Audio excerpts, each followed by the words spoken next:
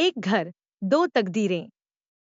गांव के किनारे स्थित कच्चे घर में रामलाल अपनी दो बेटियों सुमन और राधा के साथ रहते थे। रामलाल एक साधारण किसान थे जो अपनी बेटी को पालन करना और भविष्य के सपने देखते थे। दोनों बहनें गहरी दोस्त बनी और हमेशा एक दूसरे का सहारा बनी रहती थी। कुछ समय बाद रामलाल ने सुमन की शादी गांव के ही एक परिवार के बेटे रवि से तय हुई, जो खेती बाड़ी के साथ साथ एक छोटी सी दुकान भी था। वहीं राधा का रिश्ता उनके बचपन के दोस्त मोहन से हुआ, जो गरीब था लेकिन ईमानदार और मेहनती था।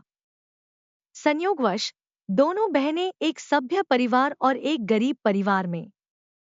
शादी के बाद सुमन की जिंदगी अच्छे से बीत रही थी। उसके पति रवि स्वभाव से दयालु और विचारशील थे। गांव के सभी लोग सुमन का सम्मान करते हैं और उनकी हर बात का ध्यान रखते हैं।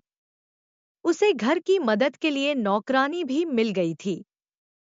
उधर राधा की गरीबी से बुरी हालात थे। मोहन मेहनत करने के बावजूद परिवार की भरण पोषण नहीं कर पा रहा था। राधा का छोटा और कच्चा घर था, जिसमें सुख सुविधाओं का अभाव था। कुछ महीने बाद दोनों बहनें अपने पिता के घर आई। सुमन नवीन और चमकदार चेहरे के साथ थी, जबकि राधा के चेहरे पर थकान और उदासी थी। रामलाल ने राधा को गले लगाते हुए पूछा, बेटी, तू खुश तो है ना? सुमन ने जब राधा की हालत देखी तो उसका दिल टूट गया। वह राधा से अकेले में बात करती थी और अपने दर्द के बारे में बताती थी।